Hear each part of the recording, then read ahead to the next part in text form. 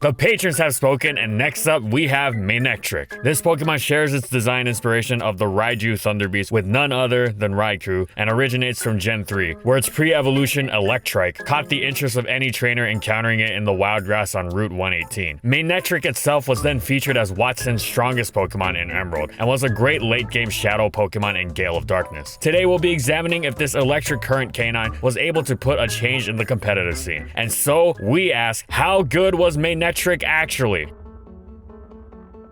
And in this video we'll be going over these competitive formats.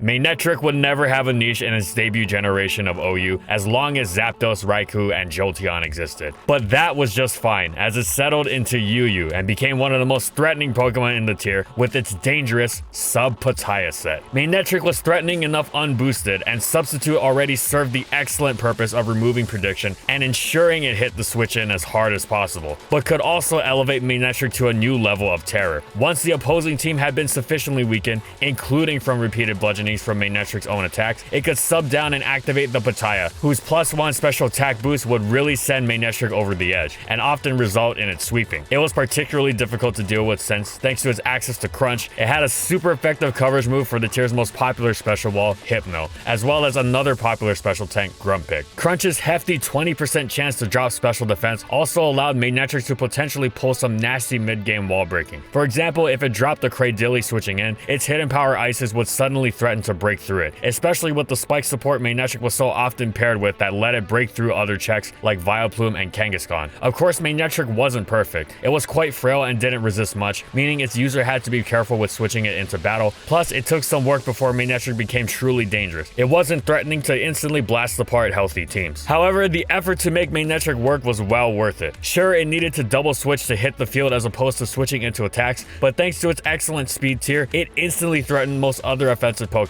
most notably Tentacruel. If utilized well, Manectric combined mid-game wall breaking with the ability to truly take over a battle in the endgame, and was thus one of the most popular offensive Pokemon in the tier. And so Manectric was a unique, important piece of Generation 3 UU.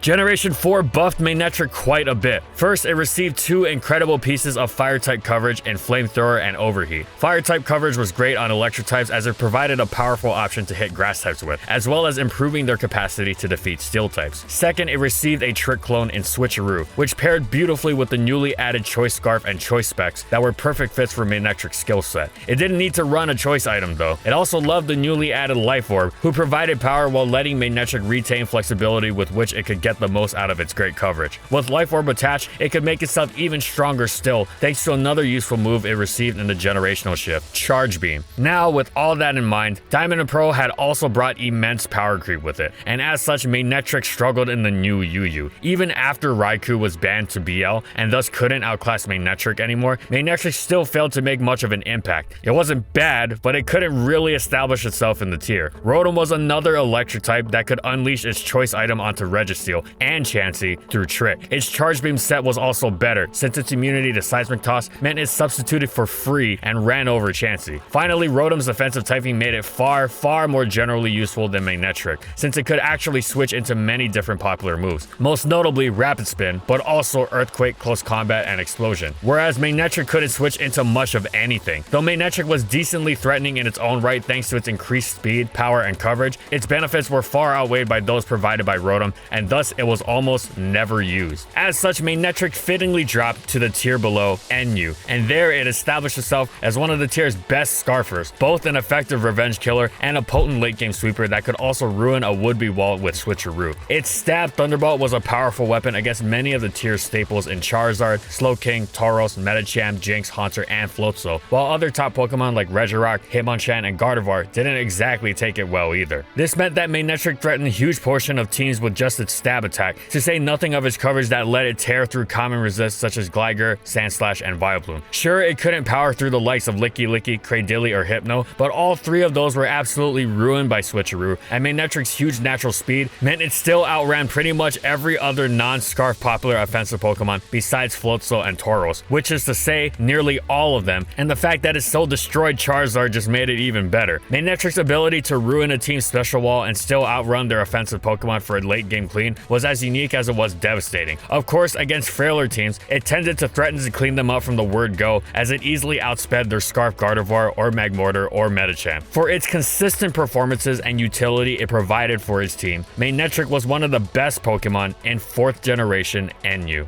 Manectric received 2 excellent buffs in Generation 5. First, its Lightning Rod ability was significantly improved, providing an immunity to electric-type attacks, as well as a +1 special attack boost upon being hit by one. Second, Manectric could now make use of the excellent Volt Switch, allowing it to maintain momentum on non-immune switch-ins and get some chip damage at that. These changes meant Manectric had an easier time hitting the field and was able to do more with a free turn against a Pokemon it threatened. As such, Manectric was able to not just maintain its tiering status, but once again thrive in its environment and establish itself as a genuine threat. Technically, since it was now an RU, its tiering placement wasn't literally the same as before, but it was essentially the same, as that was the new tier below UU. This was quite the achievement given how power crept the Generation Black and White was, and that in turn was a testament to the effectiveness of Volt Switch and the buff Lightning Rod. They were both essential in propelling Manectric to its place in the RU metagame. Its ability to block Volt Switch from Rotom, Rotom-Mow, and other Manectric was fantastic, or at the very least, its presence in Team Preview was enough to dissuade them from automatically spamming the move, which was already a positive given how otherwise irritating Volt Switch could be. The ability to so influence the opponent's praying without even being on the field is a rare trait, and indeed Manectric managed to throw many a player's rhythm off kilter just by waiting in the wings, ready to potentially switch in and completely turn the tables. Speaking of Volt Switch being irritating, this was in no small part due to Manectric spamming the move itself. It was often able to do so without much trouble, not just because it threatened such a significant portion of the tier's offensive Pokemon, but also because of its coverage threatening to destroy the tier's ground types. Manectric's chip-inducing and momentum-grabbing Volt Switch-ins were even more devastating thanks to the power and prominence of spikes in RU, which it was almost always paired with to terrific effect. Its high speed with the Choice Scarf also provided phenomenal defensive utility for its team against some of RU's topmost threats. It was fast enough to outrun the terrifying Shell Smash Amistar even at +2 speed, while it was similarly effective at checking Quiverdan's Lilligant. Of course, Manectric wasn't perfect, as its main flaw aside from its frailty was the fact that in order to do its job, it always needed Volt Switch, Thunderbolt, and Overheat, meaning that it had to choose between Switcheroo and Hidden Power Ice or Grass for its last slot, which was no easy decision to make. The former was crucial for crippling walls like Clefable on stall teams and ensuring Manectric was still valuable in such a matchup, while the Hidden Powers allowed Manectric to most effectively threaten the tier's array of ground types that would otherwise block its Volt Switches. Still, in spite of this, Manectric was an excellent Pokemon in RU and featured on a number of high-level teams, thus chalking up its 3rd successful generation in a row.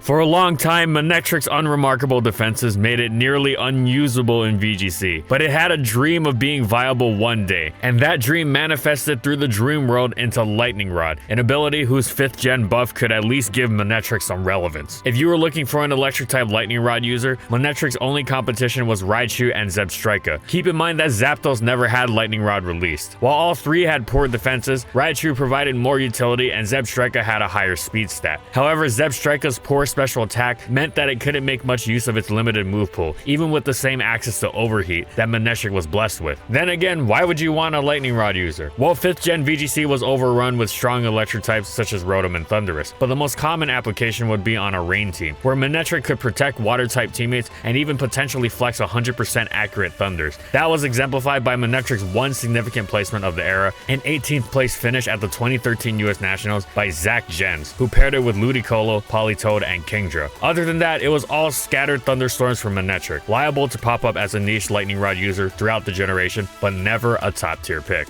Manectric didn't enjoy Generation 6's damage nerfs to Overheat, Flamethrower, and Hidden Power, but it absolutely loved the Mega Evolution XY bestowed upon it. It was no longer paper thin, with its base 60 defenses buffed to 80, and its base special attack and speed were raised to an excellent 135. The latter was particularly important as it allowed Mega Manectric to offensively check the litany of fast, powerful threats that dominated early Generation 6, most notably Greninja and Thundurus, en route to tearing the offensive teams they were on apart. Mega Manectric was particularly notable against the latter since thanks to a shift in Generation 6's mechanics that prevented electric types from getting paralyzed, it was now one of the few Pokemon faster than Thundurus that wasn't vulnerable to Prankster Thunderwave. Many offensive teams were so utterly torn apart by Mega Manectric that they absolutely needed to keep their Laddie Twin at full health, i.e. out of Hidden Power Ice 2-hit KO range, or they'd get destroyed. As such, with Stealth Rock and Volt Switch, it wasn't hard to force that chip damage on them once Manectric came in on something it scared out like Keldeo. Since the likes of its partner Landorus and Incarnate were not going to block its Volt Switch at all effectively. Even drawing a guaranteed Hidden Power Ice was often of little help for these teams since Manectric outran and destroyed so many of their Pokemon. Additionally, Mega Manectric received Intimidate as its ability,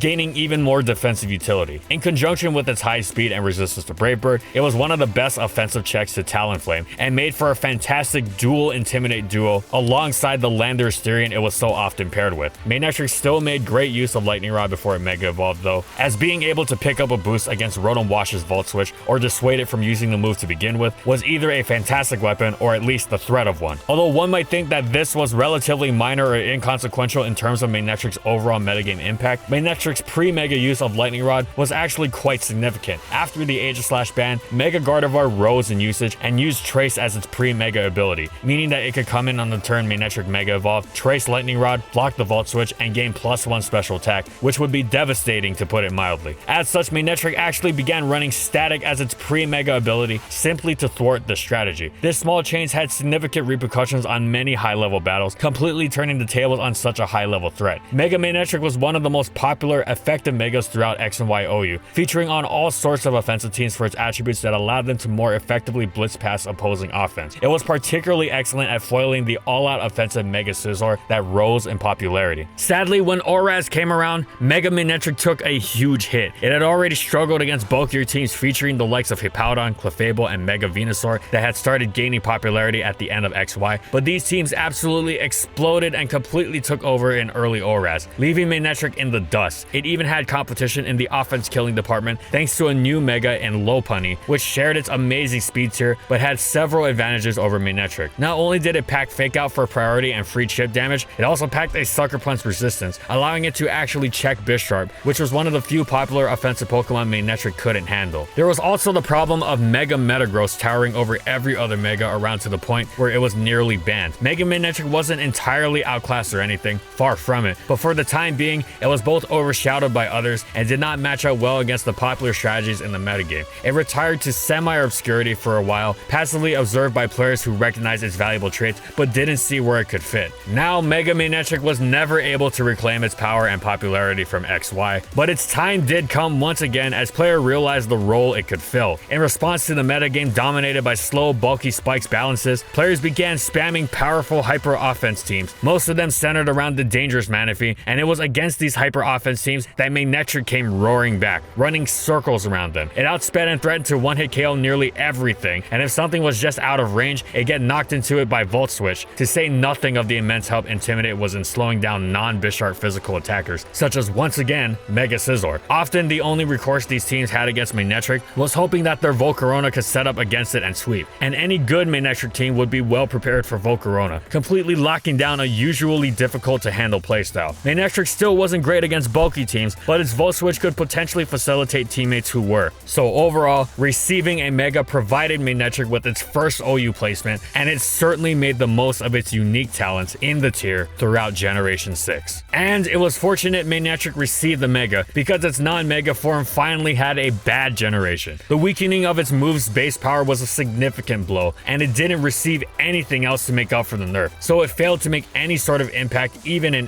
NU, let alone the RU of the previous generation. Sadly, its usage wasn't low enough to drop it to PU, where it would have been excellent. Funnily enough, regular Manectric had more presence in OU by virtue of Lightning Rod Mind Game's pre-Mega evolution. Still, if this was the price to pay for a genuine OU success, that was more than fair. Generation 6 was easily Manectric's best so far, and the others hadn't exactly been shabby.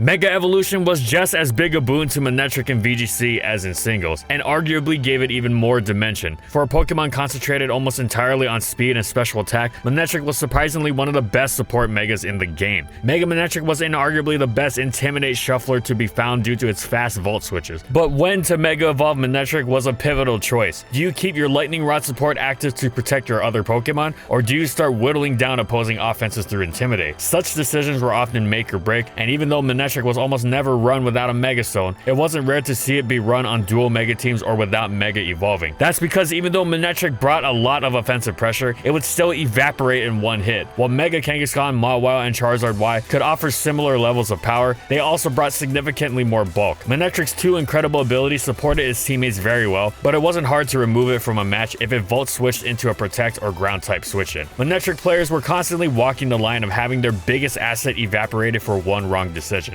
As such, Manectric settled into a comfortable spot as the worst of the best Megas, inarguably above the likes of Gardevoir and Tyranitar, but still worse than the big three. Manectric's sets were extremely similar with only a few choices to differentiate them. Volt Switch was nearly mandatory for Intimidate shuffling, as was Hidden Power Ice for Bolt Beam coverage. While the lack of Landorus Therian meant Manectric didn't have an amazing partner for Intimidate shuffling, it was often capable of getting the job done by itself. One important detail to note is that while almost all Manectrics were timid, this wasn't a no downside decision. Timid let Manectric outspeed Garchomp and hit it with Hidden Power Ice, but it dropped OHKO likelihood significantly. Nevertheless, attacking first and not killing was probably better than just getting knocked out immediately. It just meant Manectric would often need a bit of team support to feel safe against Chomp. Protect was also necessary to keep such a frail Pokemon safe, especially when you might be switching out by attacking. Manectric could use its last move for either guaranteed electric damage via Thunderbolt and Thunder in Rain, or additional coverage with Overheat or Flamethrower, and that decision often came down to the mons it was battling alongside. Speaking of which, as you might expect, Manectric was frequently headed into battle with Pokemon that appreciated electric type redirection. Usual suspects included Talonflame, Azumarill, Charizard, and of course, Rain cores like Politoed Kingdra. Gyarados in particular was a great teammate. It obviously appreciated electric redirection and could stack Intimidate with Manectric. However, Mega Manectric's own power couldn't be overlooked. Its incredible move pool and good attacking stats did make it a force to be reckoned with on its own. Manectric teams often focused on shoring up that power, letting Manectric chip down with Volt Switches, and then cleaning up with mons like Garchomp or Mence. Manectric saw quite impressive results throughout the entire season, popping up in top 8s all year long. We'll list those here and just call out a few of the most notable ones here. Wesley Morioka's Silver Medal Missouri team is a good example of how Manectric would often be used on dual Mega teams. In this case, it's Charizard, but you can see similar trends in Greg Johnson's 6th place Kangaskhan team from the same event, or Alec Wild's 6th place in Long Beach. Zog's 1st place at the Manchester Tournament 6 shows how threatening Manectric could be in its ability to protect multiple threats like Zard and Azumarill. Spring Regionals only further demonstrated the truly unique niche Manectric fit as a fast, powerful mon, still valued for its supporting potential. Look at how many dual Megas there are in these top 8s. John Russ and Ed Glover with Charizard, and then Adam Lapidus, Whitney Johnson, and Trista Medin with Kang. Shoutouts to Trista for also representing Manectric in Rain at the same time. Manectric was successful in other regions as well. It claimed 3 silver medals in Oceania, courtesy of Chris G in Adelaide, Brendan W in Brisbane, and Jimmy in Sydney. Chris G also followed up his Adelaide performance by taking 4th at the Melbourne Regionals with his same Mamoswine Manectric team. Manectric also claimed 2 huge wins towards the end of the season. Fears won the Nugget Bridge Major with a very standard Flamethrower Hidden Power Ice variant, while Albert Bonaris used Rain to get 1st place in the UK Nationals, while also making Manectric work with a rare partner, Mawile. Ben Kiriako also hard committed to Manectric with a top 16 placing at the UK Nationals and 8th in Italy. We should also shout out Timo Kopesh and Claudio Trick Sage Serpa for developing a new flavor of Manectric. They paired it with Shadow Tag Gothitelle, a combo that made Gothitelle's Shadow Tag even more frustrating to deal with. Lightning Rod prevented any Volt Switch escapes until Manectric decided it was time to go Mega and Intimidate Shuffle. Manectric came into Worlds in a very interesting position. Much has been said about the VGC 2014 metagame on this channel, but in short, because Kangaskhan had been dominated the whole year, a bunch of players chose Mawile, and then since Zard beat Mawile, some very smart players brought that. Where did Manectric stand? Well, it was good against Zard and could threaten Mawile but feared Sucker Punches. But the biggest threat to Manectric might have been the rise of Tyranitar, a mon who it absolutely hated dealing with. Manectric could offensively threaten most of the metagame, but not T-Tar. In the end, Manectric had 2 top 16 showings. In 15th, Ben Kiriko, who used it alongside Mega Gyarados and Moltres, the same team he had used to good success in Europe earlier in the season. Meanwhile, Inosh Human Shakar had similar ideas about using Manectric to protect another water-type Mega, but in his case, it was the wild card Mega Blastoise, which launched them all the way to 12th place. Manectric ended the season where it had been all year, a respectable competitor, but destined to come up short behind the other top Megas, represented by its 10% usage. However, there was an added insult to injury. The winning team did use an electric-type redirector to protect the Gyarados after all. It just wasn't Manectric. Oops! At least Inosh gave it a good send-off with a 3rd place at the Philly Regionals in one of the last events of the format, and just to show its versatility. Manectric's last VGC 2014 2014 placing was Sans Megastone on Jose Chacon's 6th place Phoenix team.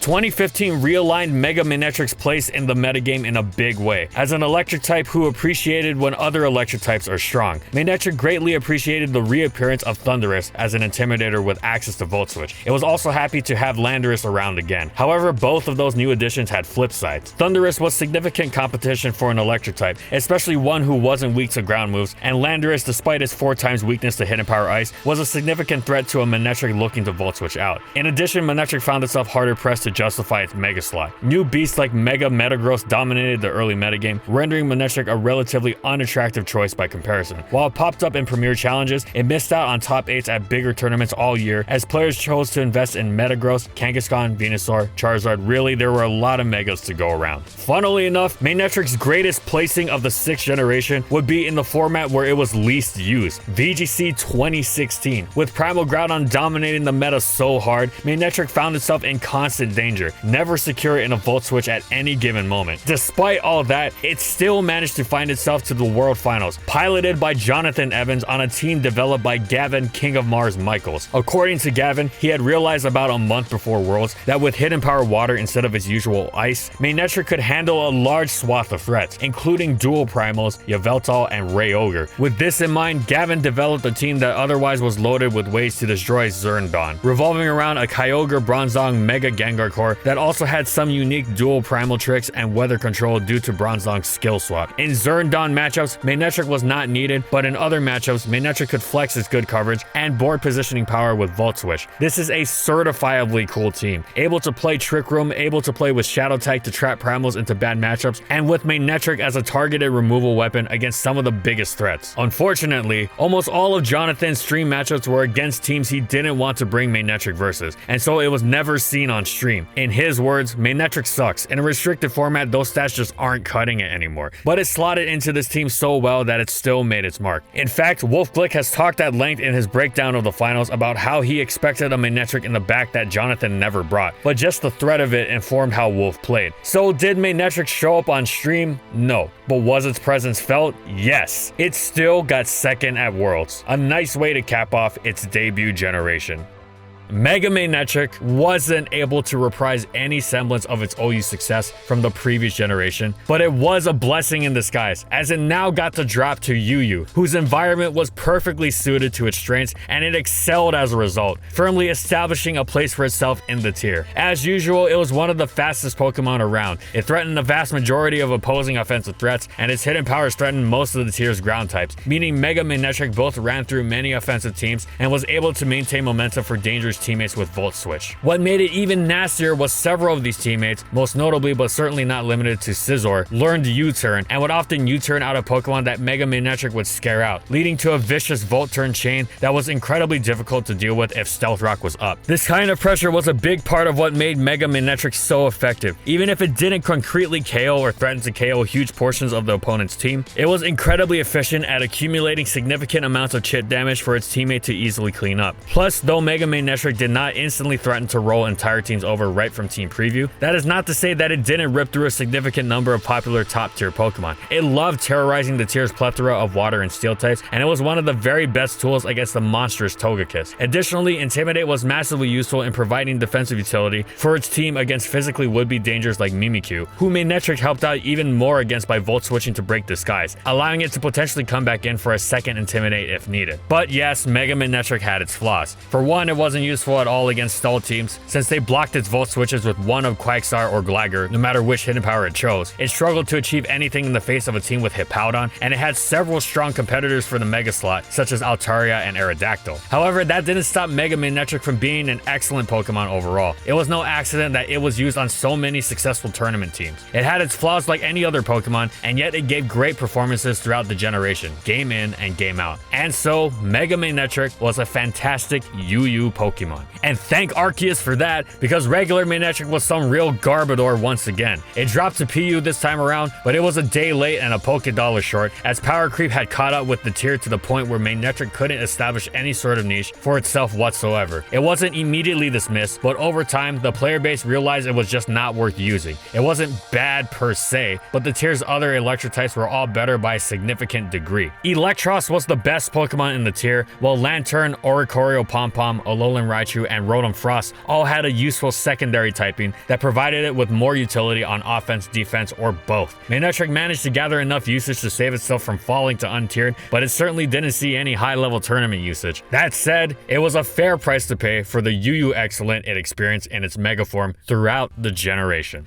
Manectric returned to VGC in 2018 with a vengeance. For one thing, it matched up very well against Tapu Koko, who couldn't touch Manectric's teammates with its own electric moves, but gave a huge boost to Manectric itself with its electric terrain. Speaking of Tapus, Manectric had an incredible matchup both against and with Tapu Fini. Thirdly, Landorus means more Intimidate cycling, right? Yes, but that's not the only Intimidator Manectric could pair with. It's cats chasing dogs chasing cats, because if you know anything about VGC 2018, you know that it's when the absolute beast known as Intimidate Incineroar made its debut. Manectric and Incineroar formed a very formidable Intimidate duo that could make space for the real powerhouses of the team. And despite Manectric's blistering speed, that powerhouse usually came from the school of Trick Room. Here's the basic breakdown. Manectric can use its absurd speed to establish and intimidate early and get the hell out of dodge while its partner, something like Porygon 2, Cresselia, or old favorite Gothitelle, sets up Trick Room. Volt Switch brings in the Incineroar for a more intimidate action or fake out. Or it can bring in the Trick Room powerhouse, most often Snorlax, but sometimes also mons like Celesteela. That mon has an easier time setting up because of the Intimidate, which, lest you forget, can be shored up again with another Intimidate from Manectric or Incineroar. Fini prevents your Snorlax from being weakened by status, and now it's time to go to town. That's a very rudimentary breakdown of the core, but it gets at the main point. 2018 dialed Manectric into its supportive qualities further than ever. In keeping with that, a new move rose to the forefront of Manectric's pool, Snarl. The idea here is that Manectric's ability to control momentum is worth investing your mega slot into, because Belly Drum Snorlax's offensive pressure was almost mega level anyways when provided with the right setup. This core, Manectric, Snorlax, Fini, another Intimidator, and a Trick Room user, did very well throughout the year, especially in Latin America, where players like Frederico Tirano, Abel Yantorno, and future world champion Paul Ruiz went on a tear through special events. Other consistent Manectric players included Alvin Hidayat, who refined the team from Dallas Regionals to win Collinsville Regionals using Scrafty as a second Intimidator, Davey Caltaruccio, who used Lando T, Celesteela, and Gothitelle to place 4th in Malmo and 3rd at DreamHack France, and Alexander Poole, who represented Cresselia and Lurantis in Oceania top 8s. Regrettably, Manectric still didn't have the greatest showing at Worlds, as there were only 3 Manectric players total and not a single finish in the top 32, but nevertheless, Manectric got to enjoy a short period of relevance once again. 2019 saw some people fiddle with Manectric in interesting ways, as it popped up on teams featuring the Necrozma Dawn main, Kyogre, Xerneas, Groudon, really anything. In general, people had come to understand that it had fairly good matchups against a bunch of the restricted mons, so it was a fairly good self-sufficient Intimidator and pivot in teams looking for that but loath to use Incineroar. Manectric was good role compression between the premier Intimidator and Tapu Koko, but it was so much worse than both of them that it was still hard to justify using it. Shoutouts to Alexander Becker, Roberto Perante, and Alexander Savone, who all gave Manectric a handful of top 8s to call its own, but a handful it would remain.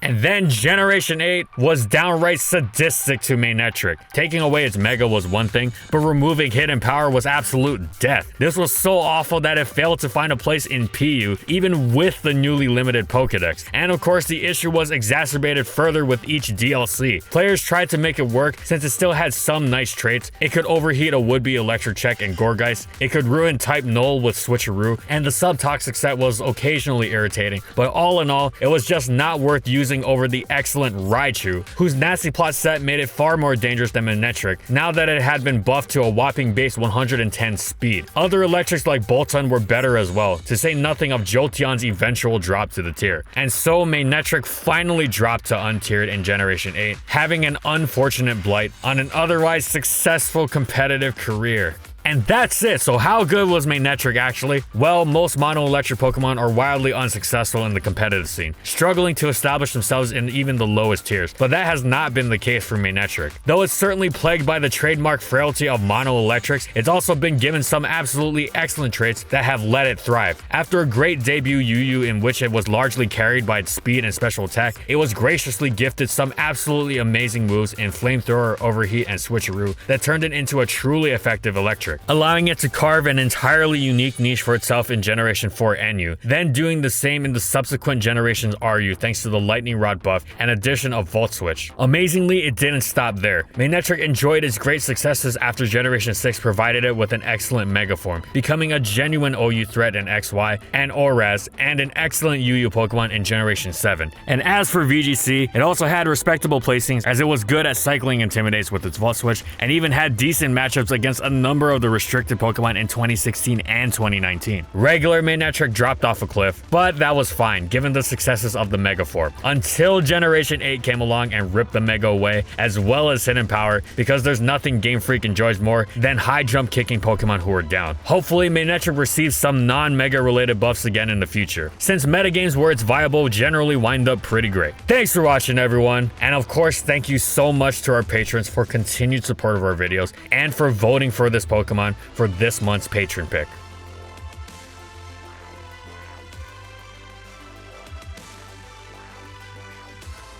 And if you liked the video and you want to see more, be sure to subscribe to False Swipe Gaming for more weekly Pokemon content. And in the comments, I want to know, what do you think about competitive Manectric? What type of buffs would you give it besides giving its Mega back? Whatever it is, let me know in the comments. And follow my crew on these social media platforms. And that's all I got. See you next time, everyone.